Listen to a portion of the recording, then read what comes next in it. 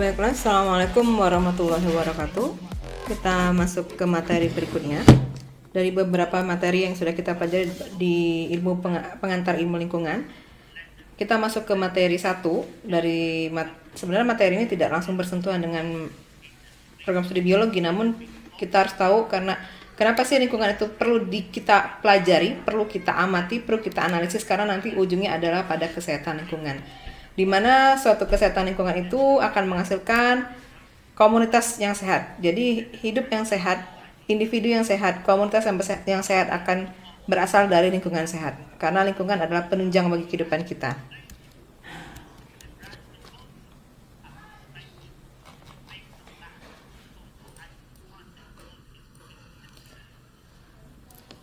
Manusia itu saling berinteraksi, dan interaksinya sangat kuat dengan lingkungan hidupnya. Manusia membutuhkan daya lingkungan untuk kelangsungan hidupnya. Seperti pada pertemuan pertama, apa itu hubungan manusia dengan lingkungan? Karena memang lingkunganlah yang menopang kehidupan manusia. Karena kita hidup dari lingkungan, kita makan, kita minum, kita menghirup udara, oksigen, itu semuanya dari lingkungan. Jika lingkungan kita bermasalah, atau seperti yang pernah saya singgung di pertemuan sebelumnya berdasarkan pertemuan yang membahas tentang baku mutu lingkungan, jika baku mutu lingkungan itu dinilai jelek, maka akan memiliki efek pada makhluk hidup di dalamnya. Dimana kita tahu bahwa masalah lingkungan itu sudah ada sejak dulu, dari kenapa ilmu pengantar lingkungan itu harus ada, kenapa lingkungan itu sekarang mulai dibahas, karena memang diangkat dari kasus-kasus lingkungan yang sudah ada sejak dulu, masalah lingkungan terjadi yang sehingga menyebabkan efek pada kelangsungan hidup manusia. Karena banyak manusia yang terjangkit penyakit-penyakit yang diakibatkan oleh lingkungan. Makanya kenapa masalah lingkungan itu diangkat sekarang dan menjadi prioritas utama pembahasan internasional, bukan hanya nasional. Karena ini ternyata menyebabkan kita berpikir untuk dapat menanggulangi permasalahan lingkungan. Jadi kenapa itu dibahas, kenapa itu diangkat di permukaan dunia secara internasional dan secara global? Karena agar kita berpikir apa yang dapat kita lakukan untuk memecah atau menanggulangi permasalahan lingkungan.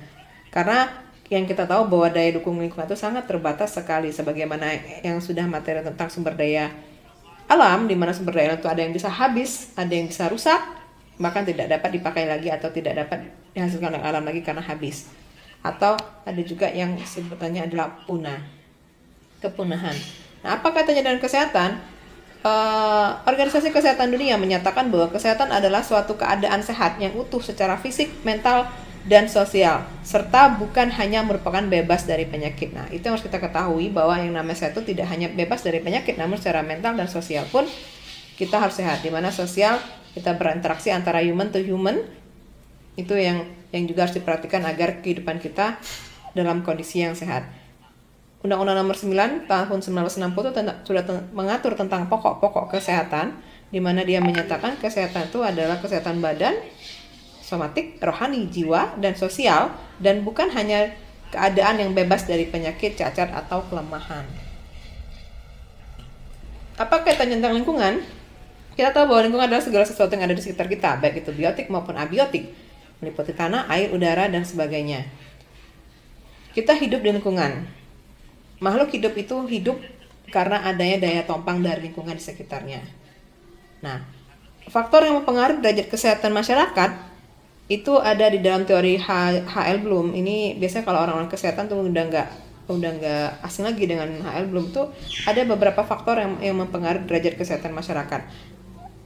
Dari segi individunya itu ada genetiknya, jadi memang gen pembawanya, penyakit pembawanya atau pesertanya, kemudian ada perilakunya yang menentukan derajat kesehatannya, kemudian ada pelayanan kesehatan, dan ada yang namanya lingkungan atau kesehatan lingkungan, yang mana ternyata komponen kesehatan lingkungan ini adalah komponen yang sangat besar mempengaruhi derajat kesehatan masyarakat. Peran kesehatan lingkungan dalam kesehatan ini sangat penting sekali, maka lingkungan yang sehat ini sangat diunggulkan untuk menunjang kesehatan masyarakat. Ada namanya diagram H.L. Bloom, peran kesehatan lingkungan merupakan faktor terbesar yang mempengaruhi kesehatan masyarakat. Peran dari kesehatan lingkungan itu adalah untuk mencegah terjadinya penyakit-penyakit yang disebabkan oleh lingkungan, baik itu waterborne disease, airborne disease, fluidborne disease, atau vector-borne disease, dari air, dari udara, dari tanah, ataupun vektor pengantar penyakit.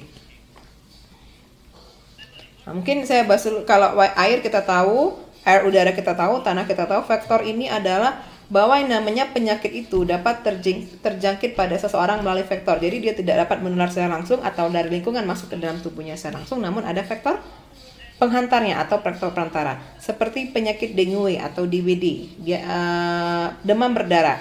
Virus dengue akan masuk dari tubuh seseorang ke tubuh orang lainnya dengan perantara faktor atau nyamuk yang disebut nyamuk Aedes aegypti. Jadi di mana bahwa penyebab penyakit demam berdarah itu bukan nyamuk, tapi virus dengue. Nah, bagaimana cara dengue itu bisa masuk ke dalam tubuh kita sehingga menyebabkan penyakit? Dia bisa masuk melalui pembuluh darah dengan bantuan dari nyamuk Aedes aegypti. Jadi si dengue itu lengket di mulutnya Aedes aegypti atau berada di tubuh Aedes aegypti. Kemudian nyamuk Aedes aegypti menggigit kita atau menusuk. Nah, maka virusnya akan masuk ke pembuluh darah kita melalui mulut tusuk si nyamuk tersebut. Kalau waterborne itu jelas air. Kalau air yang kotor mengandung mikrobakteri seperti bakteri patogen Escherichia coli, kalau tertelan ke kita maka akan menyebabkan diare dan disentri. Airborne, udara. Partikel-partikel kimia yang berada di udara dapat menyebabkan beberapa penyakit seperti kanker paru-paru. Tanah juga seperti itu, penggunaan pestisida berlebih dan faktor tadi yang saya jelaskan tadi. Nah, ini sudah dijelaskan satu persatu. Waterborne disease seperti kolera, tipes, disentri dan lain sebagainya, karena memang air itu menjadi sumber dari segala penyakit menular, ya, yang non faktor. Airborne juga TBC, flu, ispa, SARS dan lain sebagainya. Sekarang yang menjadi airborne disease yang sekarang lagi membooming adalah SARS-CoV-19 atau COVID-19 atau sering disebut corona, karena dia dapat menular dari droplet yang dikeluarkan oleh orang yang sakit. Kalau dia berada di udara dalam kondisinya dekat jaraknya, maka dia dapat bisa menularkan orang yang lain. Untuk tanah atau fieldborne disease merupakan agen penyakit yang siklus kehidupannya berhubungan dengan tanah. Itu sebagian besar adalah kasus kecacingan, ya, kecacingan, penyakit-penyakit yang disebabkan oleh kelompok helminthes itu dapat terjadi dari fieldborne disease. Ada lagi namanya water related factors. Penyakit terkena oleh faktor penyakit yang sebagian atau seluruh pendudukannya berada di air. Penyakit tergolong di sini adalah malaria, demam berdarah, dengue dan filariasis. Nah, filariasis ini adalah kaki gajah. Kalau sebenarnya filariasis itu bukan hanya kaki gajah. Tidak hanya kakinya yang bisa membengkak, tapi juga bisa tangan ataupun alat kelaminnya. Namun ini disebabkan oleh yang namanya parasitologi yang namanya golongan dari filariasis. Nah, maka di dalam suatu lingkungan, jika lingkungan itu dikatakan lingkungan yang sehat yang dapat menunjang kehidupan makhluk hidup di dalamnya, terutama adalah manusia, maka apa yang harus dibahas di dalamnya? Yang pertama adalah penyediaan air bersih yang cukup, pengolahan limbah yang baik, pengolahan sampah yang baik, pengendalian vektor dan binatang pengganggu serta sanitasi tempat-tempat umum dan wisata. Untuk pengendalian vektor,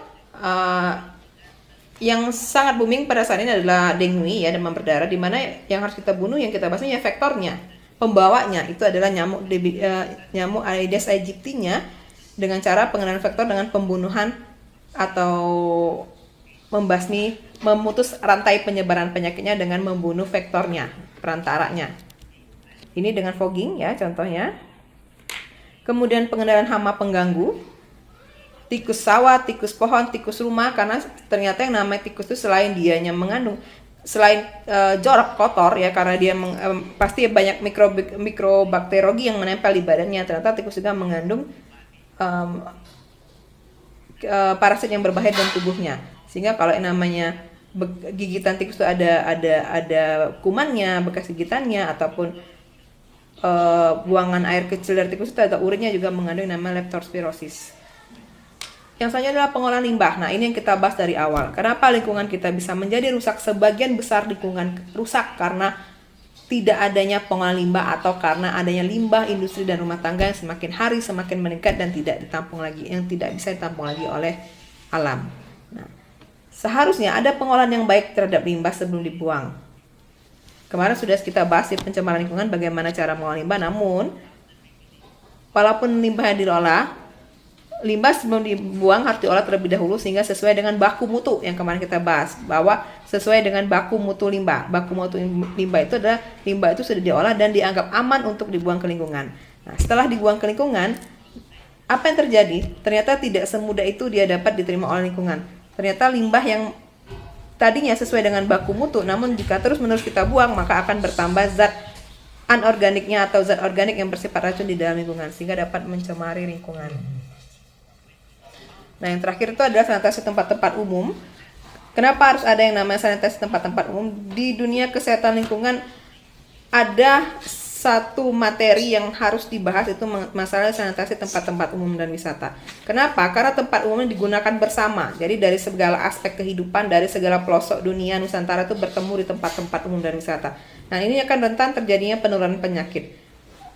Maka dalam aspek lingkungan, keberadaan sanitasi tempat-tempat umum dan wisata ini sangat harus diperhatikan.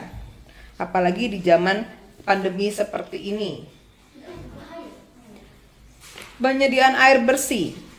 Penyediaan air bersih ini yang sekarang sebenarnya kalau sekarang sudah tidak lagi menjadi masalah karena hampir seluruh pelosok dunia sudah ada air bersihnya. Karena kenapa? Karena kehidupan kita tidak akan lari-lari dari air. Semua kegiatan manusia itu sangat membutuhkan air. Nah, di dalam penyihatan lingkungan dan air itu ada beberapa undang-undang yang mengatur tentang lingkungan, termasuk tentang Undang-Undang Lingkungan Hidup nomor 32 kemarin kita bahas ya.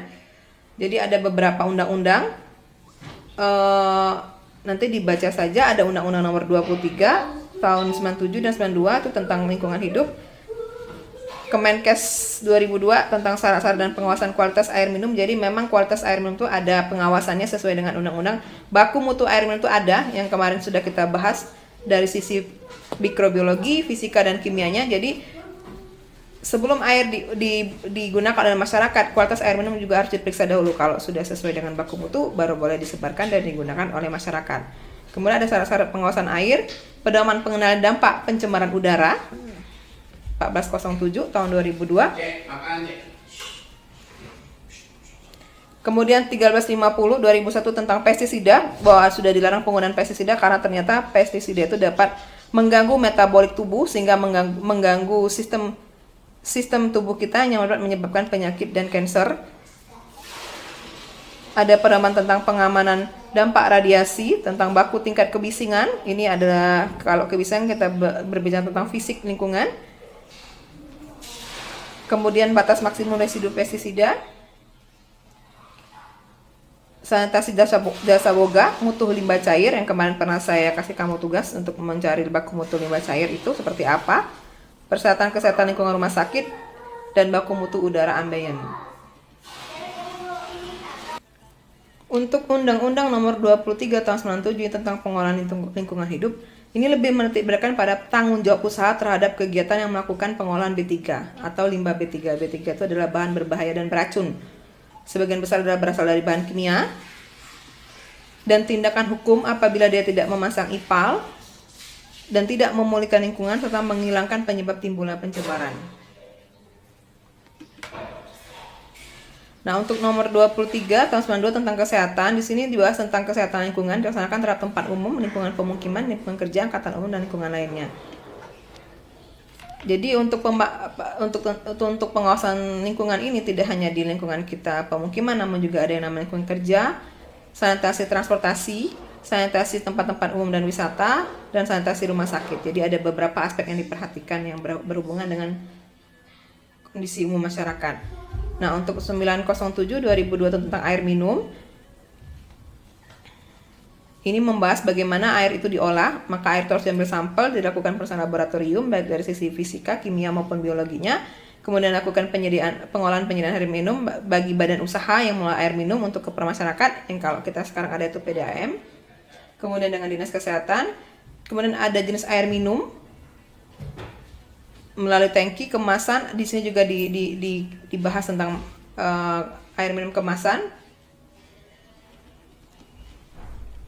Kemudian pada pasal 14 ini syarat pengawasan kualitas air yang menyangkut air minum menyatakan tidak berlaku lagi dan diganti dengan 416 Permenkes tahun 90 tentang syarat-syarat pengawasan kualitas air. Nah, pasal-pasalnya. Kemudian di 1407 itu tentang pengendalian dampak pencemaran udara, di mana di sini dilakukan secara rutin dan darurat. Kemudian dilakukan pengukuran debu, angka kuman, gas polutan, klimatologi, itu suhu, kelembapan, dan cahaya. Dilakukan monitoring dan evaluasi setiap saat pada pengukuran, baik itu untuk ukuran debu, angka kuman, gas polutan, itu ambient, bisa menjadi ambient udara yang kemarin saya sebut ada PM, partikel meter 2,5 atau 10, aerosol yang dapat menyebabkan terjadinya pencemaran udara. Ini wewenang tanggung jawab sektor kesehatan 25 tahun 2000 tentang kewenangan pemerintah, provinsi, daerah, otonom. Kemudian tentang pestisida. Nah, untuk pasal 3 Undang-Undang Nomor 1350 tahun 2001 itu membahas tentang pestisida berdasarkan bentuk fisik jalur masuk ke dalam tubuh dan daya racunnya bila terhirup atau terkontaminasi, maka ada dibagi 4 kelas. 1, 1B, 2, dan 3. Yang membedakan kelas ini adalah tingkat bahayanya. Yang kelas 1 itu pestisida yang sangat berbahaya sekali. 1B itu pestisida yang sangat berbahaya. Kelas 2 itu yang berbahaya. Kelas 3 yang cukup bahaya. Nah, dibahas juga sini pelindung pestisida. Artinya ini kembali ke APD pengguna pestisida. Jadi kalau orang menggunakan produksi yang menggunakan pestisida, maka tenaga kerjanya harus dilengkapi dengan APD yang tentukan dalam undang-undang tersebut. Itu ada pasal perlengkapannya itu berupa APD, ada pelindung kepala, pelindung mata, kacamata Google. Kalau pelindung kepala itu ada penutup seperti topi, kemudian ada pernapasan respirator, pelindung baju, biasanya baju overall kayak baju apron, pelindung tangan atau glove, sarung tangan glove, bukan sarung tangan karet, kemudian pelindung kaki, sepatu boot, sehingga diharapkan nanti jika si pekerja menggunakan APD, pestisida tidak akan mengkontaminasi pekerja karena sudah ada protektif dirinya. Nah, 1217 itu mengenai radiasi.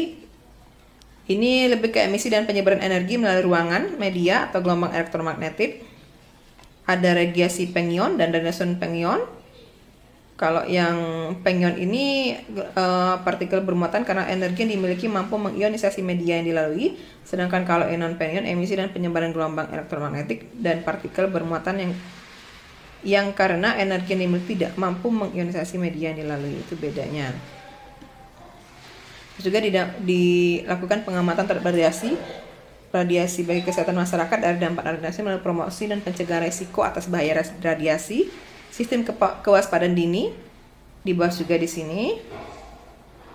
Kemudian tentang baku tingkat kebisingan. Nah, ternyata yang nama kebisingan itu juga dapat mengganggu kesehatan manusia dari sisi pendengaran, karena kalau dia melebihi desibel yang diperbolehkan, maka itu akan menyebabkan kerusakan pada sistem pendengaran manusia.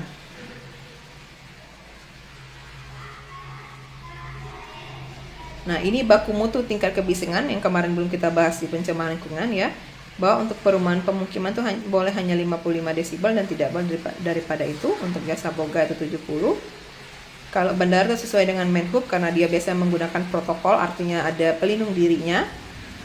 Industri, pemerintah, rumah sakit dan sejenisnya, tempat ibadah. Jadi kalau kebisingan itu dapat diuji dengan menggunakan yang namanya alat sound level meter. Jadi dengan menggunakan sound level meter kita dapat mengukur tingkat kebisingan di suatu wilayah. Kalau dia lebih dari angka baku mutu yang diperbolehkan, maka dia akan dapat menyebabkan gangguan pada sistem pendengaran manusia. Dan bagaimana dengan pabrik yang desibel kebisingannya melebihi, misalnya seperti pabrik minuman, ada pengisian botol minuman yang tingkat kebisingan cukup tinggi, maka pekerjanya diwajibkan untuk menggunakan alat pelindung berupa earmuff atau pelindung telinga selama dia bekerja. Ini untuk jasa boga. Jasa boga itu ada 3 golongan, golongan A, B, dan C sesuai dengan tingkat kepemilikan dan besar usahanya. Kemudian ada 5 rumah sakit ya. Nah, ini persyaratan kesehatan lingkungan bagi rumah sakit. Itu yang pertama adalah bangunan dan halaman rumah sakit, itu ada nilainya, hygiene sanitasi makanan dan minuman disajikan, penyehatan airnya, pengolahan limbahnya, tempat pencucian linen atau laundrynya. Linen itu adalah laundry dari bekas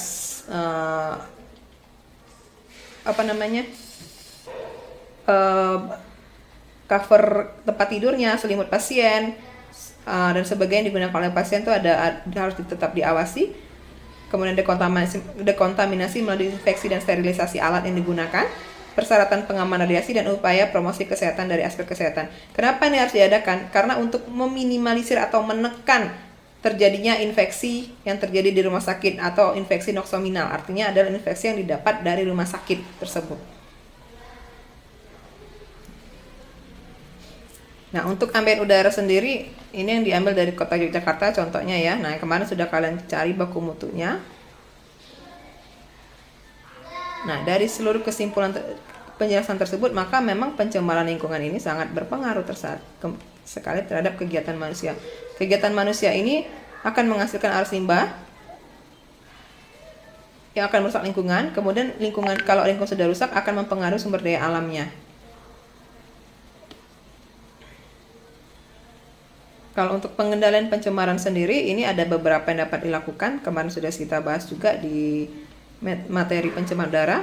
Kalau air dan udara, ini ada baku mutu air, ada kelas 1, 2, 3, dan 4. Baku mutu limbah cair ini dari limbah industri, hotel, rumah sakit, migas, dan kawasan industri. Untuk udaranya sendiri, yang bergerak dan tidak bergerak, kebisingan, getaran, kebawaan, dan ispunya. Ambien, pemukiman, perdagangan, industri, dan rumah sakit untuk udara ambaiannya. Nah, kemarin baku mutu sudah kita bahas, apa itu baku mutu, sebut juga nilai ambang batas. Masalah pencemaran lingkungan juga sudah kita bahas. Sampai di sini dulu materi kita hari ini. Kalau ada pertanyaan silakan ditinggalkan di kolom tanya jawab pada e-learning. Terima kasih. Assalamualaikum warahmatullahi wabarakatuh.